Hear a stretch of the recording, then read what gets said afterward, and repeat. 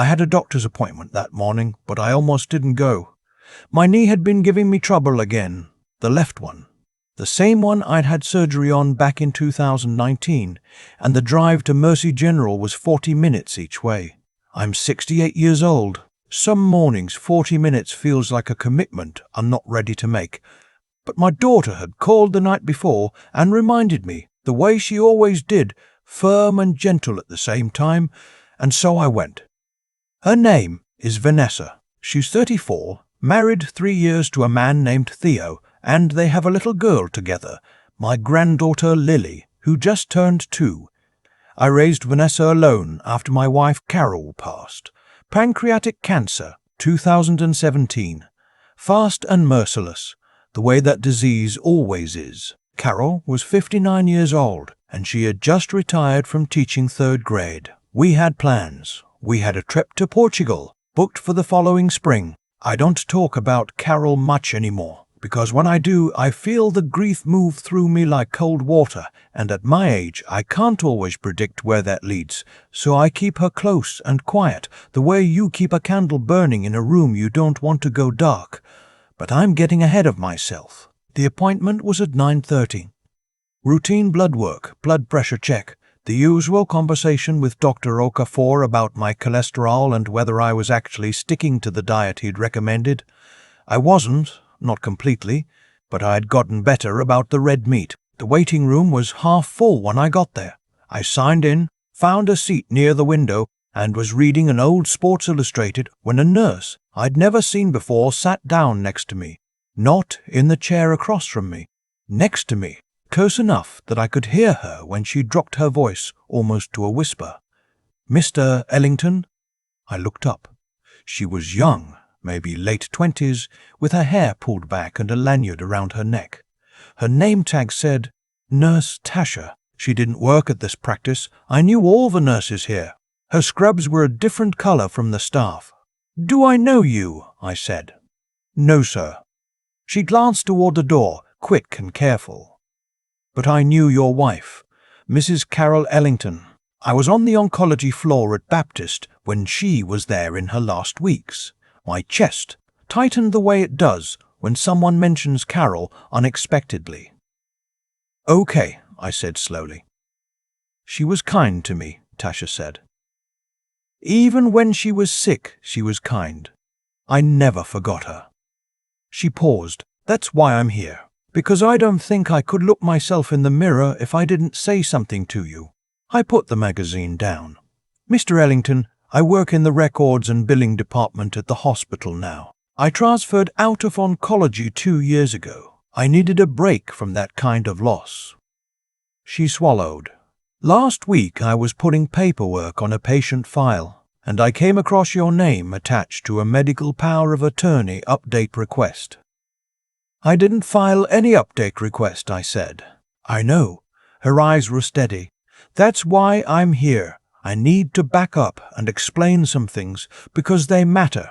When Carol got sick, I made sure everything was in order. That's the kind of man I am, not because I'm cold, but because Carol asked me to be that way. She said, 'I need to know you're going to be okay, Lawrence. That's the only way I can let go.' So I sat with an estate attorney named James Whitfield, a man I've known for 30 years, and we organized everything. My house in Decatur paid off since 2014, my retirement accounts. I worked 31 years as a regional manager for a logistics company before I retired, and I was careful with money the way my own father taught me to be. A modest investment portfolio, a life insurance policy that had matured. Altogether, not a fortune by some people's standards, but enough that I had never worried about the end of my life the way some people do. After Carol passed, I updated my will. Everything was to go to Vanessa, with a smaller portion set aside in a trust for Lily's education. Vanessa had been named my medical power of attorney, the person who could make healthcare decisions on my behalf if I ever couldn't make them myself. I trusted her completely. She is my child. She is Carol's child. But Vanessa had married Theo 18 months before Carol died, and I want to be careful about how I describe him, because even now I'm still untangling what I knew from what I should have known. Theo is charming. That's the first thing anyone says about him. He's the kind of man who remembers your birthday and shows up to family dinners with a bottle of wine he actually thought about. He was attentive to Vanessa, affectionate with Lily, respectful to me on the surface. But Carol, even in her last months, had said something to me once that I'd filed away and not returned to. She'd said, "There's something behind his eyes, Lawrence. I can't name it. But watch him." Carol had a gift for people. I'd seen it in 36 years of marriage.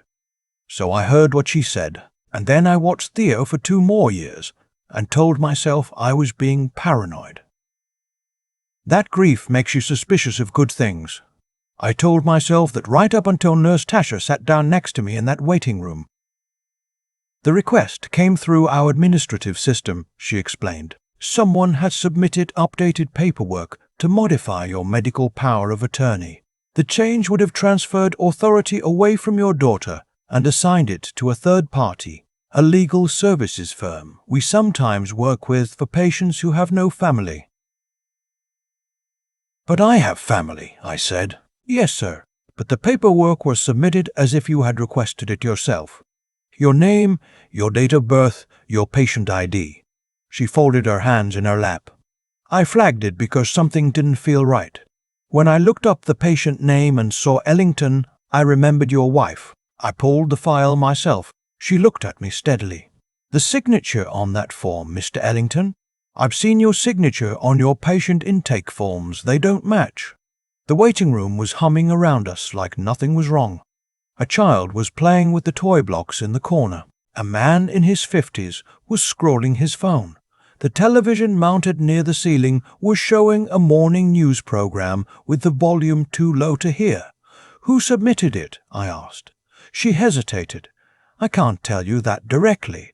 There are privacy protocols. But I can tell you this. The contact information listed on the submission was not yours.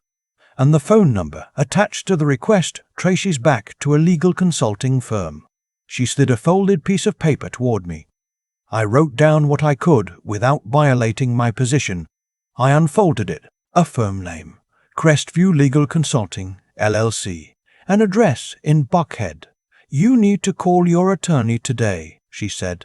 "Not tomorrow. Today." Then she stood up, straightened her lanyard, and walked out of the waiting room before I could even thank her. I sat there for a moment. Then I took out my phone and called James Whitfield. He picked up on the second ring, the way he always does. "Lawrence, what's going on?" I told him. Quietly, with the Sports Illustrated still open in my lap like nothing had happened. He listened without interrupting, which is one of the things I've always respected about James. When I finished, he was quiet for about 4 seconds.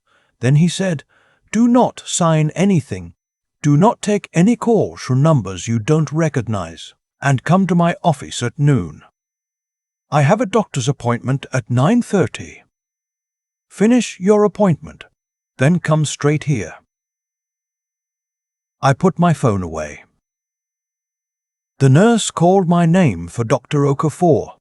I sat through my blood work. I answered questions about my cholesterol. I was present in body and somewhere completely different in mind. James pulled the records. It took him until that Thursday, working with a private investigator he trusted. What he found was methodical and patient and cold in a way that still turns my stomach when I think about it. Someone, and at that point we still didn't know exactly who, had spent several months quietly laying the groundwork to gain control over my medical and financial decisions. The medical power of attorney was step 1. If they could establish that I was incapacitated, or if something happened to my health and they were the ones authorized to make decisions on my behalf, it opened a door. The next step, James believed, was a conservatorship filing. There is a legal mechanism, rarely used, often abused, where a person can be declared unable to manage their own affairs, and another party is appointed to manage their finances, property, and health care for them. It's meant to protect people with severe dementia or disability, but it can be weaponized. And the bar for initiating the process, James told me, is lower than most people think. Someone knew enough about your estate to know it was worth the effort, James said. He laid a folder open on his desk, and someone had access to your personal information, your patient ID, your date of birth, your insurance records. I looked at the folder. I looked at the name of the legal consulting firm. Crestview Legal, I said. Is that a real firm? It exists. It specializes in what they call elder care asset management. James's voice was flat. They've had 2 ethics complaints filed against them in the last 4 years. Nothing that led to disbarment, but a pattern. Who hired them? I asked. James was quiet. James was the quiet. James. The retainer payment, he said, came from a joint checking account. He turned the folder toward me. The account holder is Theodore Marsh. Theo. I stared at the name on that page for a long time. Here is what I want to tell you about that moment, because I think people imagine it would feel like rage, like the floor dropping out, like clarity. It felt like none of those things. It felt like the day they told me Carol was terminal. That same impossible stillness. Like time had slowed down to show me something I wasn't equipped to receive, because Vanessa was in that house. My daughter, Carol's daughter. And Lily was in that house, my 2-year-old granddaughter. Does Vanessa know? I asked. We don't know yet, James said, and that was the part I couldn't sit with. Not the money, not the legal scheme, the not knowing whether my child, the person I had raised and loved and sacrificed for, had looked me in the face and decided I was worth more to her as a managed asset than as a father. I went home that night, and I sat in the kitchen where Carol and I used to drink coffee in the mornings. I sat there for a long time in the dark. I didn't turn the lights on. We moved carefully. James insisted on that. He filed a preemptive fraud alert with the hospital's legal department, which immediately voided the submitted paperwork. He contacted the Georgia Secretary of State's office regarding Crestview Legal, and he hired the investigator, a former DeKalb County detective named Robert, to piece together a timeline of Theo's communications with the firm. What Robert found over the following 2 weeks was a paper trail of emails between Theo and a partner at Crestview going back 14 months. 14 months. Lily was 8 months old when Theo started those conversations. The emails were careful. They used language that could be interpreted innocuously, but the intent was clear when you read them in sequence. They were building a case to have me declared mentally diminished. They had even consulted with someone about whether my grief over Carol's death could be framed as evidence of cognitive decline. My grief over losing my wife of 36 years. They were going to use Carol's death as a weapon against me, and they had started planning it 8 months after she was in the ground. Robert also found something else, something I was not prepared for.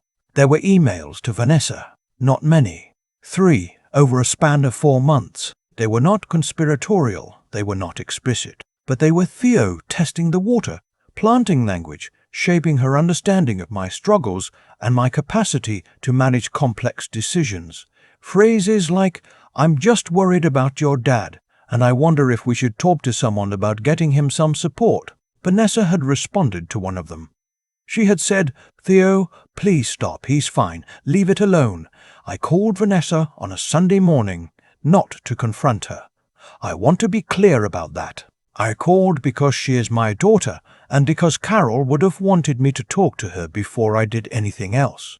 Because whatever Theo had done, Vanessa was also a woman living inside a marriage with a man who was more calculating than she understood. She answered on the first ring. She sounded tired. Lily had been up in the night with an ear infection. "Dad," she said, "are you okay? You sound funny." "I need you to come over," I said. "Just you. Can you do that today?" She came. I made coffee. I sat her down at the kitchen table, the same table where her mother and I used to help her with homework, where we'd had Christmas breakfast every year when she was growing up, and I told her everything. I laid it out calmly, the way James had advised me to, not accusatory, just factual. I watched her face while I talked. I know my daughter's face. I have known it since the moment they put her in my arms in the delivery room, and she looked up at me with those dark eyes that were already, somehow, Carol's eyes. I watched her face move through confusion, and then a particular kind of stillness, and then something I recognized from when she was a teenager and had been caught in the middle of something she hadn't fully understood. When I finished, she was quiet. Then she said, "The emails about you struggling, he sent me those." "I know." I told him to stop. "I know that too." She pressed her hands flat on the table. "I didn't know about any of this other part. Dad, I swear to you, I didn't know." I believed her, not because she said it, but because I knew my daughter, and because the woman sitting across from me looked genuinely frightened, not of me, but of what she had been living beside for 3 years without fully seeing it. "I know," I said again. She started to cry, not dramatically, just quietly the way our family cries, looking down at the table. "What do we do?" "We let James handle the legal part," I said. "That's already in motion." I reached across and put my hand over hers. "And you have some decisions to make about your own life. That's between you and God, and whatever you need to figure out. I'm not going to tell you what to do." "I have Lily," she said. "I know. I don't know how to. Vanessa." I waited until she looked up. "Your mother left me with enough money, enough sense, and enough stubbornness to outlast a whole lot of bad situations. That goes for you too. Whatever you decide, you are not alone." She nodded. She wiped her eyes with the back of her hand, the same gesture Carol used to make. "Okay," she said. "Okay." Theo was served with civil fraud papers 6 weeks later. The Georgia Attorney General's office had also opened a preliminary investigation into Crestview Legal, based on James's filing and 2 other complaints that had been sitting dormant. I was not the only person they had targeted. There was an elderly woman in Marietta, a retired military man in Augusta. Both of them had been further along in the process than I had gotten. I sat in James's office on the day Theo was served, and I tried to feel something satisfying about it. Mostly, I just felt tired. There is something nobody tells you about being betrayed by family.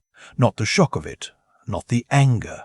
Though the anger comes, they don't tell you about the long quiet afterward, the way you replay ordinary moments and wonder what was real.